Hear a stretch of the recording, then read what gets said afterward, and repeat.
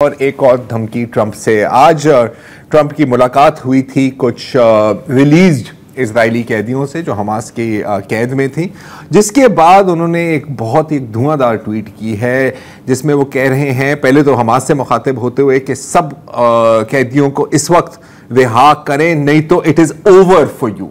Over मैं इसलिए ऊंची आवाज में कह रहा हूं क्योंकि वो बोल्ड में है। और ना सिर्फ हमास बल्कि गजा के रहने वालों से भी, पीपल ऑफ गजा से मुखातिब होकर कहा कि आपका एक बहुत खूबसूरत मुस्तकबिल हो सकता है, लेकिन अगर आपने कैदियों को रखा यू आर डेड। ठीक है। अच्छा, ये भी उसने कहा कि यार सिर्फ सिक और ट्विस्टेड लोग होते हैं जो लोगों की लाशों को इस तरह यरगमाल करके रखते हैं। आप किस तरह के सिक एंड ट्विस्टेड लोग हैं आप।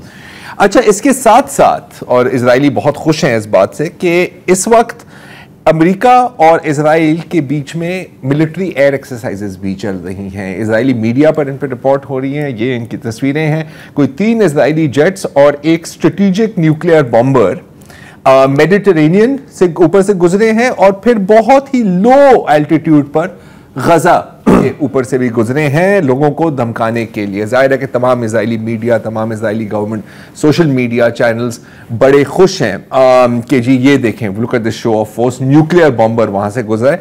अब जब मैंने ये देखा तो मुझे एक बहुत पुराना क्लिप याद आया जो हमने चलाया था 7 अक्टूबर के बाद, बल्कि ये 30 अक्टूबर 2023 का क्लिप है, जब खबर आई थी कि अमेरिका ने अपने एयरक्राफ्ट कैरियर्स भेज दिए हैं मेडिटेरेनियन और ये रेड सी की तरफ इजराइल के हिमायत में। तो एक शख्स गजा के एक रिहायशी को ये बताया गया, उनका जवाब जो है ना वो सुनने वाला है। तबअतुलना हमिलात तायरात, انتو باللي عملتوه خلتونا فخورين بنفسنا. انا رافع راسي فوق انه كل العالم الظالم اتآمر علينا، ومش اتآمر بس بالكلمة، لا، ببعتوا صواريخ وببعتوا طيارات وببعتوا حامل تناقل طائرات وببعتوا جند وببعتوا كذا وببعتوا جيش وببعتوا استخبارات. اوف، هالقد غزة قوية.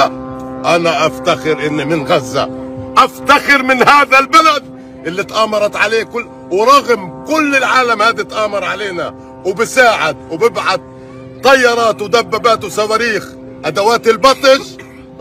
انا افتخر اني من غزة وارفع راسي فوق عالي انه انا من منطقة في يوم من الايام كل العالم اتآمر عليها وكل العالم حاربها।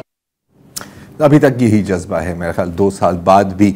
अच्छा, अब एक जानिब ट्रंप की धमकियां हैं और उसके साथ साथ फौजी मशकें भी चल रही हैं और उसके साथ साथ असलहा भी भेजा जा रहा है इसराइल को, जाहिर है पहले भी भेजा जा रहा था।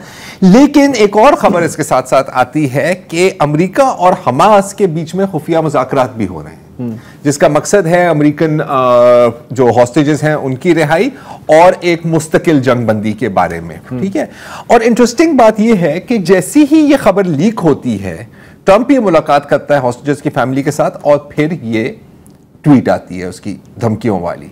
अब अगर आप थोड़ा सा रिवाइंड करें तो ये इसका एक पैटर्न बना हुआ है यहां पर, और वो क्या है? पहले गजा कहता है कि जी ये इस जगह को मैं अपने काबू में लूंगा, सारे फलस्तीनी निकल जाएंगे। ठीक है, अभी तक उस पर कोई काम नहीं हुआ। उसके बाद आपको याद होगा कि पिछले माह इसने एक और हमास को धमकी दी थी कि या तो आप सारे कैदियों को रिहा करें और all hell will break loose. हमास ने क्या किया? हमास ने सिर्फ 3 कैदियों को रिहा किया। Hell did not break loose. तो मुझे एक यहाँ पे एक पैटर्न नजर आ रहा है, पता नहीं ये सही है या गलत है, मैं आपकी राय भी जानना चाहूंगा कि जब भी उसने नेतन्याहू को थोड़ा खुश करना होता है और इजराइल लॉबी को खुश करना होता है, वो एक बड़ी धमकी दे देता है, लेकिन एक्चुअल इसके ऊपर फॉलो थ्रू और एक्शन नहीं होता। तो मुझे ये लग रहा है। अच्छा, अब जहां तक इनकी ये बात है कि what kind of sick and twisted people hold dead bodies, तो यकीनन ट्रंप को इस बात का पता होगा या शायद ना पता हो कि 7 अक्टूबर से पहले भी इजराइल की हिरासत में तकरीबन 1500 फलस्तीनी लाशें हैं। लाशें, कैदी नहीं, लाशें।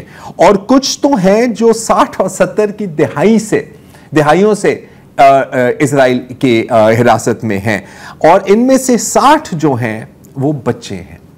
अब कुछ की उम्र 13 साल की है, कुछ की 14 साल की है। वो कोल्ड स्टोरेज में रखे हुए हैं। कुछ कोल्ड स्टोरेज में है और कुछ को तो दफना दिया गया है और नंबर्ड ग्रेव्स, किसी का नाम भी नहीं पता। और जो हारेट्स और मुख्तलिफ जगहों में रिपोर्ट्स आ रही थी, वो कह रही थी कि कुछ तो इतने डिकम्पोज्ड हैं कि आपको ये भी नहीं पता लग सकता कि ये मर्द है या औरत है, और शक्लें उनकी बिल्कुल बिगड़ गई हैं, और कुछ के एज़मे भी मिसिंग हैं, like organs have been taken out, शायद ट्रांसप्लांट्स के लिए। जैसे कि डॉक्टर अदनान अल-बुर्श, आपको याद होगा, जो स्थिति तमीन वाज रेप्ड टू डेथ, उनकी भी लाश अभी तक इजराइल की हिरासत में ही है, और ज़ाहिर है याह्या सिनवार की लाश भी इजराइल की हिरासत में है। मीनवाइल गज़ा में क्या हो रहा है? गज़ा में जैसे ही लोग बिलखुसूस शुमाली गज़ा में दाखिल हो रहे हैं तो हर जगह इज्तिमाई कब्रें ही मिल रही हैं। अभी भी गज़ा में हज़ारों लोग हैं जो लापता हैं। हमने अक्सर देखा है कि इजरायली बुलडोजर्स उनको कुचल देते हैं या उनको किसी मतलब एक खड्डा खोद के उनके अंदर कचरे की तरह। आज मैं कह रहा था कि गजा में कोई 40 कब्रिस्तान हैं जी, बल्कि सॉरी मैं गलत कह रहा हूँ, 40 कब्रिस्तान थे, अब लेवल है, उनको लेवल कर दिया। टेल अवीव की जो सबसे बड़ी बीच बॉर्डवॉक है उसके नीचे भी एक इज्तिमाई कब्र है। और वहां पर अभी मैं एक वीडियो देख रहा था, एक मतलब आप देखें कि जिसको हम खुशी कहते हैं ना, इनकी खुशी कोई अलग चीज़ होती है। एक मैं जवान फ़लस्तीनी के एक वीडियो देख रहा था जो इस बात पर सिर्फ खुश है कि उसको अपने भाई की लाश मिल गई है। मतलब तकरीबन 200 लाशों को चेक करने के बाद, और देखो उसको कितनी खुशी है कि यार मेरे भाई की लाश मुझे मिल गई है। इस दौरान और क्या हो रहा है? ऐसे सिर्फ कब्रें मिल नहीं रही, कब्रें भरी भी जा रही हैं। पिछले 3 दिनों में तकरीबन 9 बच्चे फ़लस्तीन में सर्दी से मर गए हैं। सर्दी गज़ा में सर्दी से मर गए हैं। वहाँ पे सिर्फ 7 और 8 डिग्री का मौसम है, लेकिन तूफ़ानी बारिश है, तेज़ हवाएं, ठंडी हवाएं हैं, और जाहिर है कि कोई शेल्टर नहीं है, कोई कपड़े भी नहीं है, लोग नंगे पैर घूम रहे हैं। तो जाहिर है कि सबसे ज़्यादा जो असर पड़ता है वो बच्चों पर पड़ता है। इस बच्चे की उम्र सिर्फ 2 साल की थी। ये फ्रोज़न पहुंची अस्पताल में, लेकिन क्योंकि अस्पताल में कोई अद्वियात नहीं थी, इसकी जान नहीं बच सकी।